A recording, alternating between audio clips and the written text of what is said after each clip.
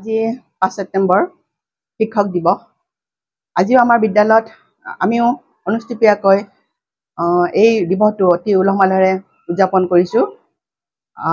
আজি আমি গুৰু পূজনৰ দৰে এটা মহান অনুষ্ঠান ৰাখিছিলোঁ আৰু এই গুৰু পূজন অনুষ্ঠানত আমি এজন বিশিষ্ট গুৰুক আমন্ত্ৰিত কৰি আনিছিলোঁ।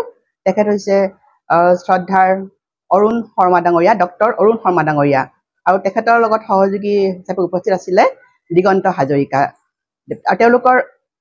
তেওঁলোকৰ লগতেই আমাৰ সকলোবোৰ ছাত্ৰ ছাত্ৰীয়ে তেওঁক পুষ্প প্ৰদান, মাল্য প্ৰদান, গামোচা প্ৰদান আদিৰে তেখেতক সম্বৰ্ধনা জনোৱা হয়। আৰু আমাৰ ছাত্ৰ ছাত্ৰীসকলে তেওঁৰ সন্মুখত বহুতো নৃত্য গীত পৰিৱেশন কৰি তেখেতক সম্ভাষণ জনায়।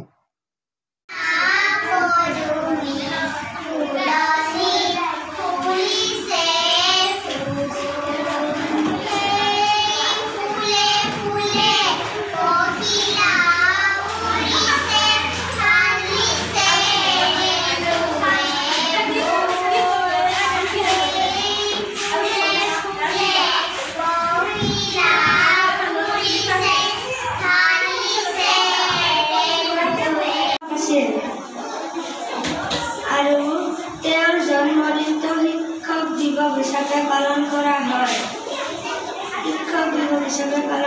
হয়। তেওঁৰ জন্ম তামিলনাডুৰ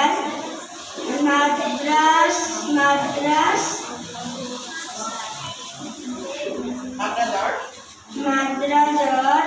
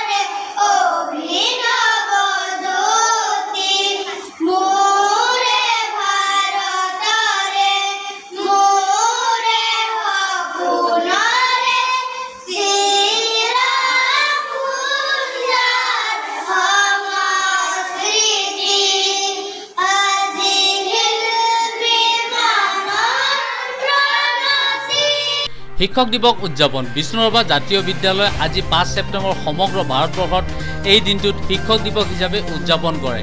এই দিৱসৰ পবিত্ৰখনত মেগজিন স্থিত বিষ্ণুৰাভা জাতীয় বিদ্যালয়ত গুৰু পূজন অনুষ্ঠানেৰে এটি গুৰু গম্ভীৰ পৰিৱেশত এই দিৱস উদযাপন কৰা হয়।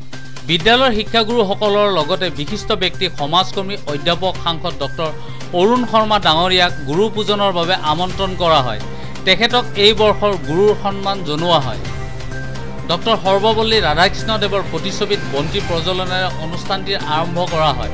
ছাত্ৰ ছাত্ৰীসকলৰ দ্বাৰা পৰিচালিত সভাত বহু সাৰুৱা ভাষণ, ছাত্ৰ ছাত্ৰী তথা শিক্ষক শিক্ষয়িত্ৰীসকলৰ নৃত্য গীতেৰে এটি সুন্দৰ অনুষ্ঠান অনুষ্ঠিত হয়।